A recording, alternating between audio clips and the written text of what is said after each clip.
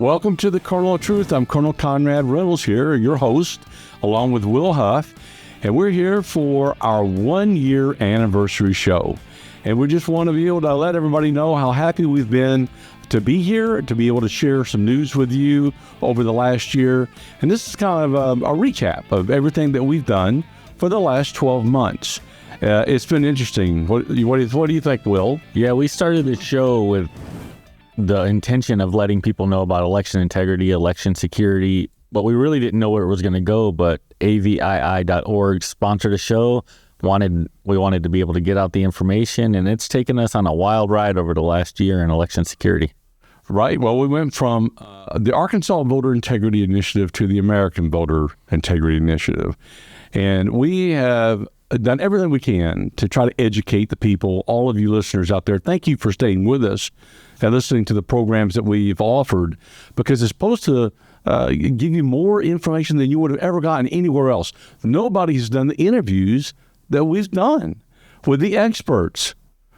Go ahead, Will. Tell us all the experts that we had. But we've gone from political candidates to people in the Trump world who are getting charged, and the experts on election security. So we've had Dr. Appel, Dr. Jones, Dr. Dougherty, and we've had Dr. Stark, and we've had all these guys on to talk about the election system also.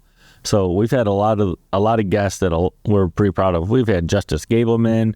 We've had our lawyer, Clint Lancaster, Rogers, Carrie Lake, Mark Fincham. Yeah. Mark Fincham. We've had some great guests that have come on. And I really hope that it has given you some insight as to the election process, what goes on in the election process, and why we can't trust it, and why it's got to change. It has to change in order for the American populace to have faith in the election system. And right now we don't. And that's proven out by the polling that's been taking place. It's proven out by the voter participation rate has gone down steadily. And we see that, particularly in Arkansas. We're at the bottom of the barrel from voter participation rate. People just don't trust our current system. And I think that it's important that we educate people, and we keep fighting. We're not going to let the bureaucracy and the politically connected elite force everybody else to vote the way they want you to vote. You know, here in Arkansas, we never got a choice. We were told you're going to use these machines. That's it. We never got an opportunity to vote on it. But now, after almost 2 decades of having machines, we realize the vulnerabilities. Report after report after report, expert after expert tells you you're crazy to use these computers for voting machines. You got to go to a hand-marked paper ballot that is hand-counted. But almost every county clerk, almost every election official will say, no way, we trust the machines. Ladies and gentlemen, they don't know anything. They've not spoken to any of the experts that we've spoken with. They just simply rely upon what ES&S, which is the company that runs our elections here in Arkansas. They rely on that. And it's just absolutely horrific, some of the laws that they passed in order to make it harder for counties to go to paper ballot. But if you've been a fan of this and listening in to our program, you know what we're doing now. We're going county to county to get counties and let the people rise up and make a decision on how they want to vote.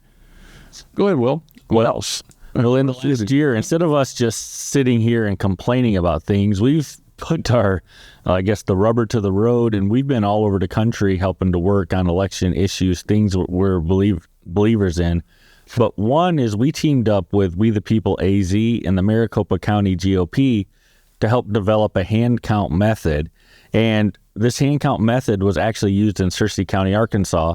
And I'll let Conrad get started on how we go with the chain of custody and what happens in the hand counting process that we went to Maricopa County, Arizona, and helped them initiate and put into play. Yeah, well, that was a great experience. But what the long and short of it is that they wanted to do a hand count, and they wanted our assistance and help, and so that they could get it right. Because guess what? Nobody in the Secretary of State's office, either in Arizona or here in Arkansas, have wanted to help anybody. They don't want to help you because they don't want you going to paper ballots. So when people have asked, can you give us some guidance? What are some of the things we should be doing? They go, you're on your own. You're on your own. You want to do paper ballots? We're washing our hands of you, and good luck to you. That's pretty much what they say. And so the people in Arizona asked us, could you come out and give us some guidance? What should we have? And so we showed them a way. It's not the only way. There are many different hand count methods that will work. But we showed them our hand count method, and I thought it was very good. And you start off with a ballot that cannot be counterfeited. You start out with a piece of paper that has a watermark on it that cannot be counterfeited, and you have a finite number of those. That's very important. For example, if you have, I don't know, we'll make it real simple, 10,000 voters in your county, and you get maybe say 12,000 pieces of paper to print all your ballots on, and 10,000 people vote, you better have 2,000 left over. So basically you have a beginning count of 12,000 and you have an end count of 12,000. And it's a piece of paper that cannot be counterfeited. And you have strict chain of custody on every ballot that is filled out and put into a ballot box. That is what you have to do in order to make sure that there's no insertion of any fake ballots of any kind. It's not like it was 30 or 40 years ago. We have advanced way beyond that. But you can't get away from what the experts have told us, that the gold standard is a hand-marked ballot that captures voter intent by 99%, folks. So when you go in and you circle who you want, that captures your vote. You don't have to worry about some machine getting it right. You don't have to worry about having to proofread that machine.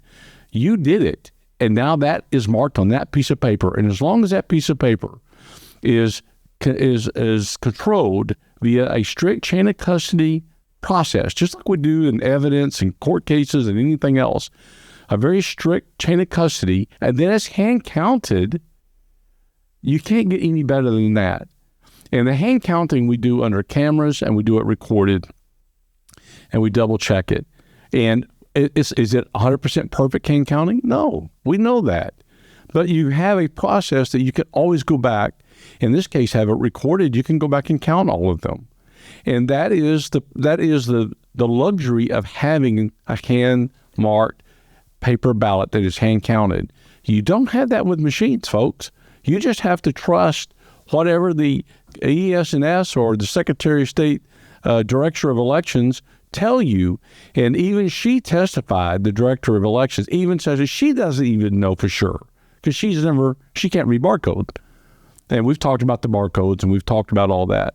So the bottom line here is we went to Arizona. We showed them the process, the best way that we thought could capture accurately all votes that were cast. And they did that, and it was excellent. It went very, very well. They had no problems. And everybody there was excited because they realized, yes, we can do this. This is not insurmountable. It's not going to bankrupt our county like all the naysayers. Everybody who's saying it's going to bankrupt your county are people who don't want it in the first place. That's just a fact. And so what we're trying to do is show, no, that's not true. But Will actually went to Searcy County this year on March 5th when they did their first ever primary with hand ballots, hand-marked, hand-counted paper ballots. And I will tell them about it. Yeah. Tell them a little bit about it. You know, first I want to say shout out to Wayne Long, the representative from Arkansas. He was the only elected representative who came to see how the elections would go. And he writes and supports legislation on election security, so that was good to see him there. We were both there for election day and the next day when they did the hand count. On election day, they had ballot boxes. People fill out the ballots by hand, took it, stuck it in a ballot box. They could watch it fall, and they could tell that nobody else was stuffing or adding ballots because it was almost transparent but foggy enough that you can't read other people's ballot box. It actually Conrad and I designed in Wisconsin. And when they looked at that ballot or the voters saw the ballot box, we talked to them as they were coming in and out, and they loved it. And they knew that their vote, it felt more tangible that their vote counted. So talking to the people actually voting in the election, it was good for that day. And at the end of the day, the ballot boxes had latches and covers and little spots for locks, but they do serial number zip ties to close every opening in the ballot box. And the people at the polling place would write down the number on a piece of paper, said this ballot box was from this precinct. Here are the numbers. Here are the locks. Multiple people initial it. That's the real number before it ever leaves the sight of anyone else. And it was transported by two people. I think they did a Democrat, Republican, transport it to the county clerk's office in the courthouse before they did their counting at the end of the night. At the end of the night, they had the ballot boxes. New people took over the possession of the box. They took the sheets that came with transport, double-checked numbers before cutting open the zip ties and starting to pull out the ballots. Then they ran them through a machine for the quick count, the unofficial count. But I'm going to go off on a tangent here real fast. Before any votes were ever counted or scanned, I was watching online on different media, and they were already having totals for Searcy County that night before anything had ever been turned in.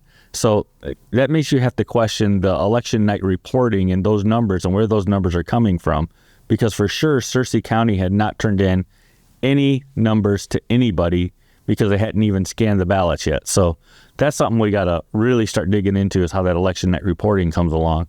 But after that, the ballots were scanned. They had an unofficial count. They got to report that to the Secretary of State, put everything back in the secure boxes, stored them in a safe in the county clerk's office under camera all night. The next day, they took them out to do the hand count. Before anything was touched at tables, they were broken into batch of 25 by the election officials.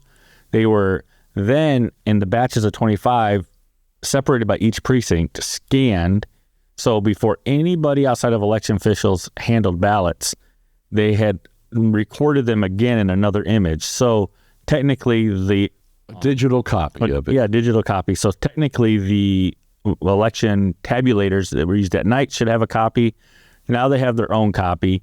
So if anyone tries to alter, fill in circles, or scratch off votes, anything like that, they could dispute it with the copies they had. And the advantage of being in batches of 25 is it made it easier to catch mistakes if they were made without having to go through hundreds of ballots to say, hey, our count is off at the end of the night. When really they could do it every 25. They would keep a tally. And at every time you would make the slash mark for the fifth, the people keeping tab would say tally. And if they were off, they knew to go back and find out where the problem was. And that was one of the key things that helped keep accuracy in the election, in the hand counting process. Yeah, let me try to give you if you can visualize this, how they did this is they had it, imagine one table, and they had like 6 or 8 of them, or whatever it was. Imagine one table. One table has 4 people. On one side, you've got a person who's actually holding the ballot and looking at the ballot, and they lay it flat on the table. Right above that ballot is a camera, and that camera is recording, but it's also projecting to a TV screen behind that table. So anybody can come watch what the person is looking at, as you can see it. That person they call out the votes. There's a person to their left side. That's the second person on that side of the table. They are observing and watching to make sure that when that person calls out a name or whoever that on that ballot, and they go down, maybe there are 14 different races, and they count out all 14 who that vote was for, right? On the other side of the table, there are 2 people independent of each other, and they are marking what Will said is the tally sheet. They go through and they're marking, 1 for Jones, 2 for Jones, 3, and when they get to 5, they put a slash mark, and they keep going until they hit only 25. And then they look at each other and make sure that they both got the right count. After that, they do another 25, and then they do another 25. And they keep that process going all the way until the end of all the ones that they have to count. And you may have 5 tables or 10 different tables doing this. And then when they're done with that, all those numbers then are carried to what's called a master counter, I guess, if you will. And then the master counter, 2 people, They'll take those numbers and then they count all of the tables. They count them, and then they have a grand total for that individual. It worked out real well, but I will tell you that there was one mistake in Searcy County. There was one mistake that they made, and they found this in the audit they had about a week and a half ago. It wasn't a huge mistake, but it was a mistake. A person forgot to carry a 1, apparently. And so it threw that number off by 14. So that was a mistake that they realized why they made it, and they are correcting that. So the next time there won't be one. So the bottom line here for you and everybody else is that this is great. This is a great system, and we're going to talk more about it right after the break. But I just want you to know that I'm so proud of Searcy County, and we'll have more to talk about right after we come back. I'm Colonel Conrad Reynolds with the Colonel of Truth. Welcome back to the Colonel of Truth. I'm Colonel Conrad Reynolds, your host, along with Will Huff, and we're just having our 1-year anniversary show. We're just talking about what we've done over the last year, and also some breaking news that's happening now over the last couple of days, which is very, very exciting. Will, why don't you talking about the Supreme Court ruling? It just came out. Yeah. The Supreme Court has ruled that presidents are absolutely have absolute immunity for anything that happens in their role, their official role as president. That means anything that the president has the last say on, they have immunity, and that includes the Justice Department and what's the other one there was? There's appointments, firing, and things of that. There's absolute immunity on any of that for a president. And it should be. I mean, everybody. To me, I've always understood that to be the case. It's only just recently where they start questioning that, particularly when it comes to Trump, because they want to try to find a way to use lawfare against him. But go ahead. Yeah, and there are all these cases against President Trump, and people are wondering how does it impact. But then there's also talk on the overall arching idea of how does this affect presidents in the future? Is that going to make them more emboldened to do things that they know they shouldn't be doing? Let's just say we have a senile president and there's protesting in D.C. and they ordered drone strikes on Americans. He can say that, well, that is to protect America and our interest in our courts. Are they going to be able to get away with that? And Conrad, you're a national security expert, and you know how following orders, in Germany, they say, I'm just following orders, and they got in trouble. How would someone ignore things if the president's ordering them, but the president's immune to it, but you're not going to be immune to the prosecution? Well, there's another thing about in the military world is that you cannot obey an order that you know to be illegal or wrong, and you don't have to. If it's illegal, you don't have to obey an illegal order. Mm-hmm. So in this case, that's what that would fall under. And but when you talk about a senile president, are you referring to the debate last week? Well, the 1,000-mile stare. Well, I have to bring that up. We need Medicaid. If I had been Trump, I got to throw this out here. If I had been Trump, I would have said this. This is elder abuse. What we're seeing and witnessing right now in this debate is elder abuse. The people who put Joe up here in front of millions of people, knowing what his mental faculties are not there. It's clear to everybody watching, and it is sad. It's sad for America because it makes us look weak. It's sad for Joe and his family, and I'm sorry that I have to be here, but I'm going to let you know I'm going to get this country back on track. We're going to make it great again. And boy, I think if he'd have said something like that, yeah, he would have won the debate night hands down. And everyone would have said, this is the guy we need leading. Yeah, he won it anyway, but if he'd have showed a little empathy towards Joe in his current mental state and move on, I think that people would have said, wow, that is the kind of guy. We've got to have President Trump. We've got to have him. But to his credit, though, he didn't go after him other than the one comment.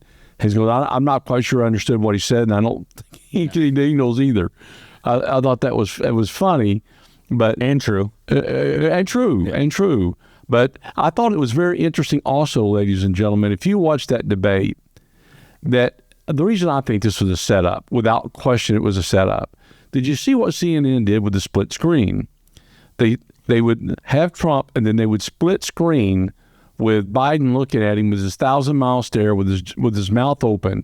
He looked like he obviously looked like he was vacant. His mind was vacant. There was nothing there. Yeah, it reminds you of a nursing home. And when you walk into the nursing homes and you see the people sitting in their wheelchairs at the community rooms or something that have no idea of what's going on, it was really, really telling with the split screen to see the energy and then the blank stare right next to it. And CNN did them dirty by that. I think they did, and I think they did that on purpose. And I don't know if y'all watched also, but after the debate, of course, Joe could barely get off the stage. It's clear that he's having problems in his mobility. He's fallen any number of times. But when he went into the room with all the other people that were his supporters, and Jill his wife did most of the talking. And she talked to him like a kindergartner. She did. She said, and she was so proud of him. She said, Joe answered every question. Like, give him a gold star. I mean, it was really unbelievable. It was surreal. This is the president of America. I think that people now can't unsee what they just saw. And so for that's why he's got to go. I predict he will not be the Democrat representative, or he's not going to be nominee. The nominee, rather. Yeah, he's not going to be the nominee, folks. That is not going to happen. I just can't see it. I mean, it is a for sure loser. They may lose otherwise, but they've got to get rid of him. Now, the people, whoever it is that's supporting him, the people who are really calling the shots and doing the policy, they probably want him to stay as long as they can, because they are unelected people who are in charge of this country. And so they want him to stay there. But he's got to go. He's got to go. Hunter Biden definitely wants him to stay there because he's going to be looking for getting pardoned. So when they're saying they're asking the family for advice and for the family to be the counsel on which way they're going, of course the family doesn't want to leave. That's their cash cow, and that's going to be their pardon. Or the only way they get pardoned and the only way they get out of these legal issues is by having Joe stay in as president. But Democrats were really sad, but they said, this has to change. This has to go. There's no way to unsee what you saw. Like you said, put Pandora back in the box, all that. You can't do it. And one of the other things that the people were talking about is that if they replace Joe Biden right now, there might be multiple states nobody else is eligible to get on the ballot because they have to file all that by July 1st. Wisconsin and Nevada. Yeah, it's already past time, so they can't get anybody on there. But that means they would have to cheat more in other states. They'd have to flip some of the quote unquote purple states totally blue and get that to be able to win. Because if you take Wisconsin out of the play, that's a really uphill battle for Biden or the next nominee to climb. I agree with you. It's going to be interesting to see how this thing plays out. But if I was a betting man, he is not going to be their nominee. And nobody wants Kamala Harris. No. So they've got a real pickle to deal with here. I don't know who they backed themselves into a corner with all the DEI, diversity, this and that. They can't go to Gavin Newsom, a white man, because if they do that, they're going to say, well, you just passed up a minority woman to choose a black man. Your status quo. And you already have the Democrats and the left fighting on Israel and Palestine. Now you'll get them into that of bypassing the minority woman for a white man, and it'll cause a lot of problems. It's a corner they put themselves in. Well, let me tell you, from a national security perspective, the fact that he did so poorly and that every leader around the world saw that, it is not good for our national security. It's simply not. We look really, really weak. I mean, with Putin, Kim Jong-un, I mean, they see that. And I'm telling you, I'm really worried about China. I'm worried about Taiwan. I'm worried about the message that is being sent. Do you believe Trump when he said that Putin wouldn't have invaded if he were president? I do, 100%. I do. Dictators have all respected strength. Bullies. And they respected strength from and that's why Reagan was able to end the Cold War, because the other countries, Gorbachev, they respected strength, and he exuded that. But listen, we're going to take a break, and we're going to hear from our sponsors, and we got more to talk about when we come back from this break. I'm Colonel Conrad Reynolds with the Colonel of Truth, along with Will Huff. We'll be right back. Okay, we're back to the Kernel of Truth. I'm Colonel Conrad Reynolds, your host, along with Will Huff, and we're just chit-chatting today, talking about our one-year anniversary and some things that happened throughout the year, but also things that are currently happening. I think we're going to finish up a little bit about the, we've already had some comments concerning the debate. I'm sure that you listeners have got your own. If it was a train wreck, I couldn't keep my eyes off of it. But it was sad. It was sad in a lot of ways that Joe Biden is just not all there, and it's time for him to move on. You know, parting comments on that one? You know, one of the things that right-wing people are often saying is that Joe Biden often looks like he's on performance-enhancing drugs sometimes. So on Twitter, the running comments were Joe Biden's drugs haven't kicked in, they're not working. But you almost can compare it to elderly people, you know, in your life who, when the medicine is working, they have a little more clarity, they have the energy, they're able to put things together.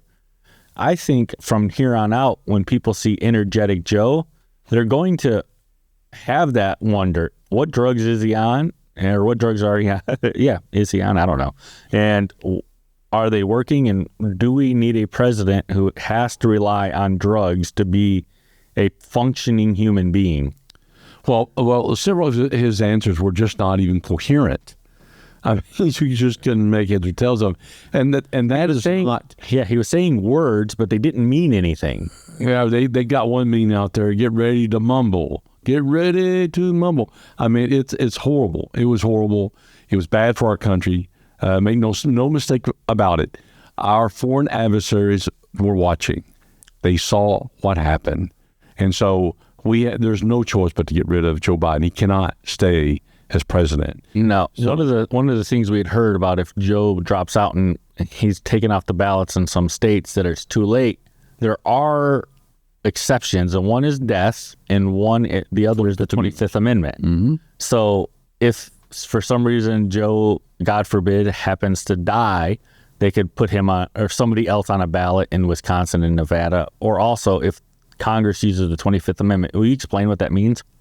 The 25th Amendment is very clear. I mean, the cabinet can do this. They can say he's unfit for service. I mean, this came about after JFK died, so they can give powers give power and say, hey, he's unfit in case of emergency, and withdraw his powers as president.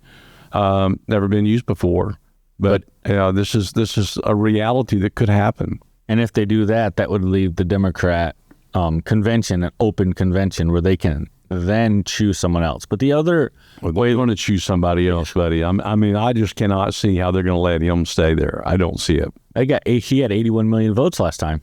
Wow. And he's probably going to, and if he stayed on, if they kept him up, propped him up, he'd probably get 85 million this time, right? We'll see how many mail out voting goes. But I think Trump is going to be our next president. I really do. I think Trump will be. I think it's going to be overwhelming.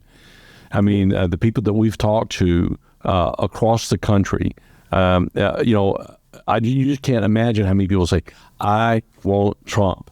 We've got to get our country back. I don't care how they try to make this like this is the greatest economy ever. People realize it's not. Look at what you're spending at the grocery store. Look at what you're spending for gas. People realize we've got a problem and it is killing us, and we've got to get new leadership. And under Trump, it was excellent all up until the pandemic. I mean, you cannot look at it any other way. If you look at the numbers, it was great. You know, they constantly want to talk about Joe Biden, how many jobs he's gotten, and Trump did a good job at the debate on talking about these were rebound jobs. They were jobs that the government took away by making the lockdowns, the mandates, the stay at home and all that. And so these jobs really hadn't gone away. Everything was put on pause during this 2020 year. And then he's taking credit for the people unpausing the economy and letting everybody go back to normal. Yeah, I hope everybody understands that. I mean, there was a huge issue with the pandemic and the number of people that were laid off and the number of people who weren't working, and they were getting paid not to work. I mean, there was a huge number. And yes, after the 2022 election, those jobs started to open back up, and people got their jobs, and And first thing you know, and of course Biden took credit for all that. And that's the cycle of politics. You take credit for things that happen even though you had nothing to do with it. But if it happened on your watch, you're going to take credit for it. And so, or the blame. Yeah. But the one thing I liked about Trump was hammering hard on what happened in Afghanistan. And he was hammering hard on the fact that nobody was punished. Nobody for that fiasco. It was poorly planned. It was horrible. Everybody saw it. Talk about the withdrawal. And it was embarrassing to everybody when we saw what happened. I mean, even a second lieutenant could have planned something better than that. I have no doubt that probably people in the Pentagon, presidential appointees, are the ones that dictated how that was going to roll. And that's why it was such a fiasco, because any good military guy at all would have never planned that. I mean, flying out of that airport, and I've flown out of that airport many, many times. I know it very well. It was a dumb idea. They should have gone up to Bagram, which was about 30 minutes away. They could have gone up to Bagram, flown out of there, and had a much more secure perimeter. There was no way to secure that area there, none. And you can't trust the people that were in what we call the iron, they call it the steel ring of security there in Afghanistan. And I didn't trust any of those folks that were manning those posts. Go ahead. Biden said he hadn't lost any soldiers since he's been since he was elected and he's been president. And they have no military personnel die. Doesn't that count on his record of having military personnel pass away? Of course it did, and there's a lot of military people that pass away that probably are not even talked about, particularly special forces in some of these other countries.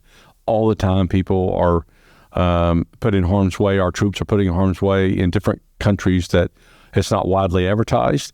But that's part of our mission in the military, to protect our country, and we do it in a variety of ways, particularly with a lot of our partners throughout the world. But we've got people in harm's way every day. We got American soldiers in harm's way every day, and that's why I love the veterans. And I'll do everything I can to help them, particularly when they come home, and the things that they need and tools they need in order to get back into society. You started the Arkansas Military Hall of Fame, Veterans Hall of Fame, to help bring light to the stories of some of these veterans. We have some crazy stories from Arkansas veterans of the heroic things they did. And maybe we'll get into that.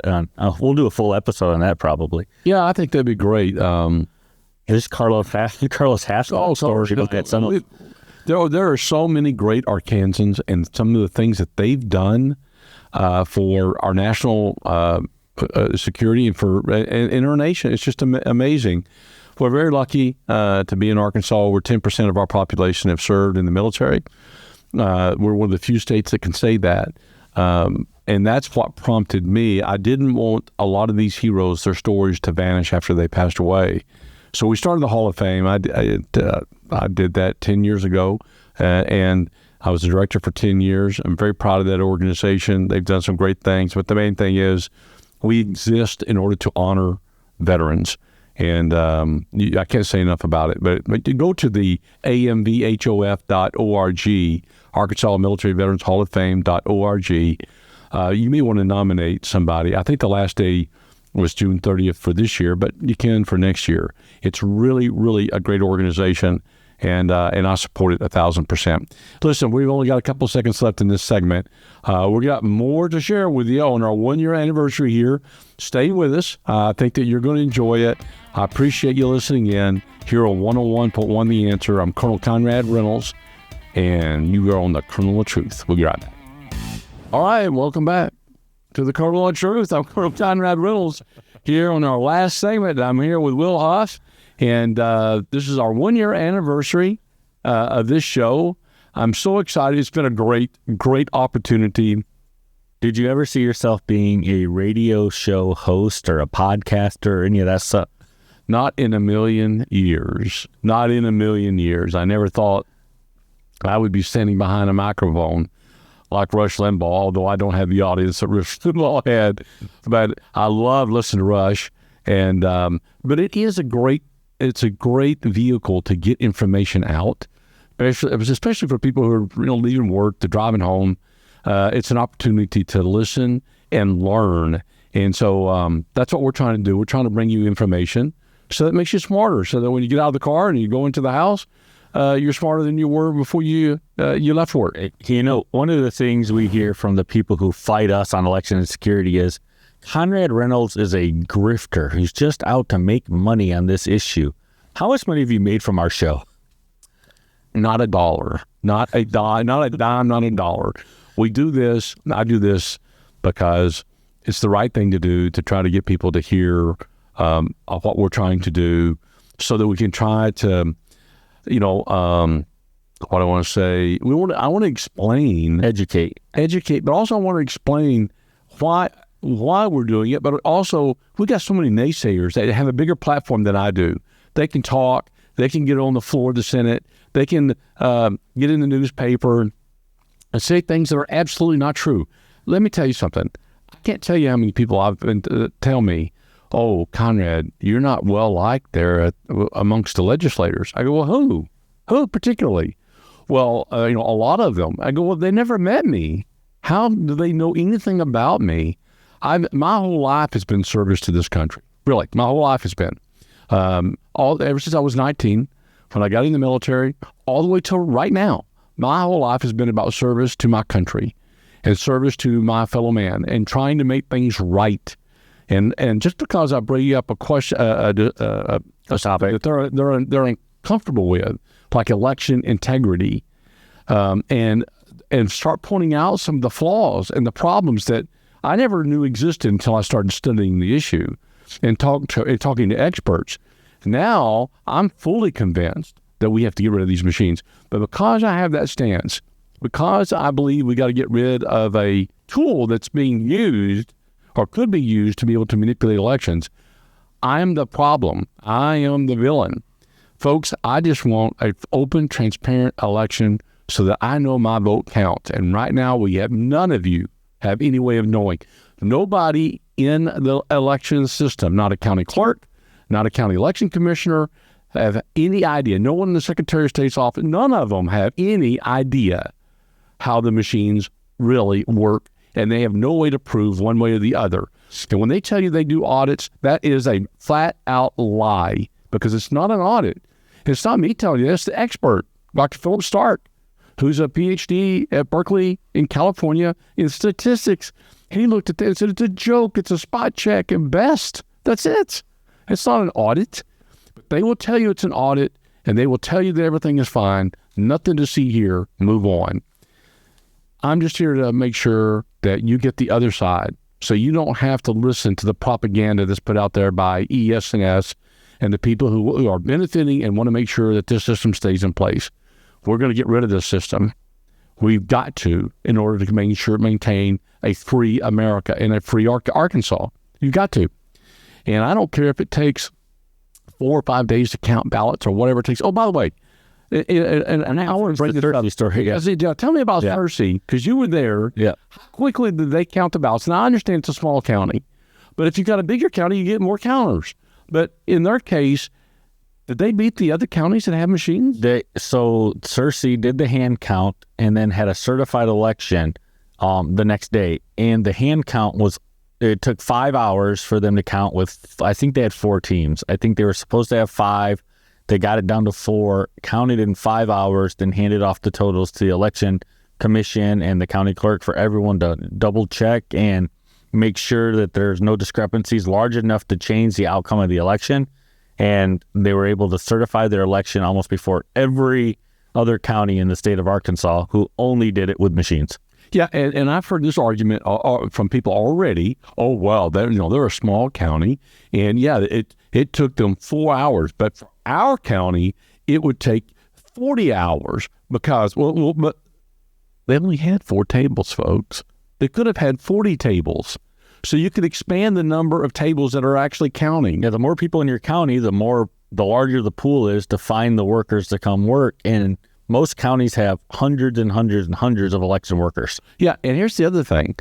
Okay, we do, how long is early voting? I don't think so. 2 weeks. It's 2 weeks. We could take a week off of that. Make it a week. And look how much money you're going to save in in labor cost just for that. And you could use that money for hand counting.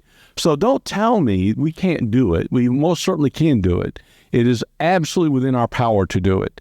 It's just you got to have the will. And we know that the people of Arkansas won't paper ballots because Rasmussen did a poll last November or October. Just us on the streets asking to get signatures to get it on the ballot for an initiative for people to choose.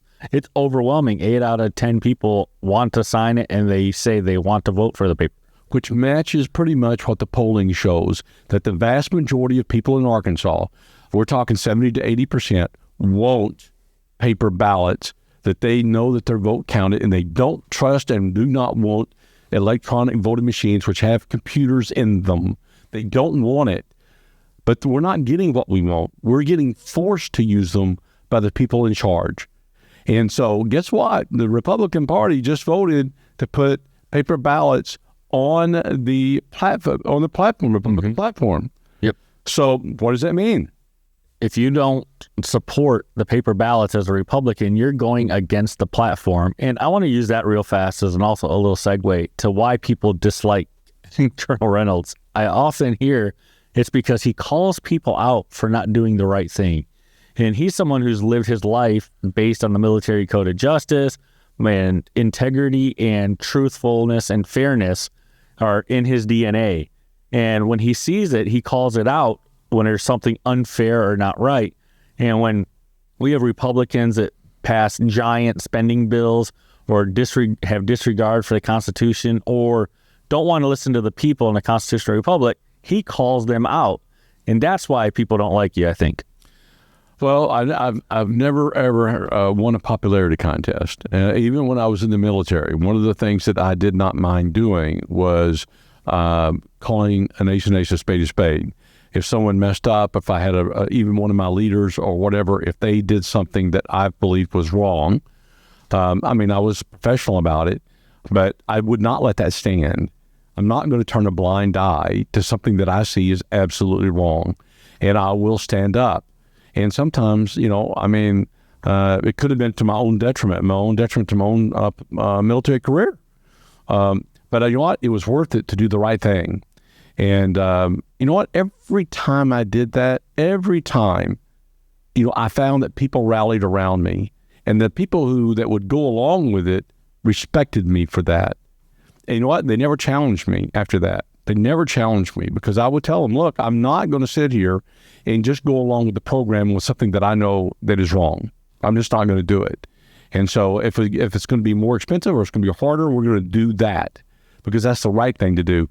You don't do things out of convenience. And that's where we are right now with these machines. They are so convenient and people want them in the system because it makes their job easier. I got it. I understand that. But that's not an excuse to give away our security in voting because it makes your job easier and it makes it more convenient. So I tell all the county clerks, and I know a lot of them, and I respect them for what they do. But if it's too hard a job with paper ballots, then it's time for you to move on. And it's time to get somebody in there who's willing to take on the challenge. Yeah, it's going to be harder. Absolutely. And yeah, you are going to be on the hook to make sure that it's done properly. It's not as easy as just doing a computer and having a machine and you're done by 10 o'clock on election night and you walk away. That's not the way it's going to be, because our elections are the first step in our representative republic. It is the first step, and we have to get it right because everything that flows from that is wrong if we don't get our elections correct. And that's why I'm fighting for this. I've been fighting for this. Will and I have been on the road. I can't tell you how many thousands of miles that we've driven across the state to talk to people, to talk to groups. I've driven to talk to one person. I've driven all the way to Bentonville to talk to one person because it's that important. We got to change minds. And usually by the time I get done, if people really listen to what I say, even if they're for machines, they have to admit, and they always do, that I am right and that they understand that. They just aren't willing to go to paper ballots, even though they know there's a huge security risk. They just are not willing to do it. But the vast majority of people, 8 out of 10, it appears, are all for it. Will, you got your last comments before we close out the show? Well, I just want to say, in the last minute of our 1-year anniversary, how long do you think you want to keep doing a radio show? Is this a career for you? I don't know. I don't know. It's as long as we've got something to say, and as long as we've got a position that we think people need to know about, we're going to do it. And we'll see what happens in the future. But we can't do it without you, our listeners. You listening, helping, sharing our links and our videos. Sharing our videos is absolutely crucial, because some of the videos we have on forttruth.com, again, Fort, F-O-R-T, truth, T-R-U-T-H.com. We say where lives come to die. We've got some excellent videos on there. We don't put every one of the videos that we do for our show, but we've got some of the key ones on there that we want you to go look at, because I think you're going to find out that you're going to learn so much that no one else is telling you. So don't listen to people in the system. Do your own research. Thank you for listening to our show this last year. It's been a pleasure, and we've got another year ahead. I'm Colonel Conrad Reynolds with the Colonel of Truth. Thank you. Come back, and we'll see you next week. Give this video a thumbs up, if you will. Like and subscribe to our channel. Very important for us to spread this message to everybody, and I can't do it without your help. This is the Colonel of Truth, and I'm Colonel Conrad Reynolds, and thank you for joining us.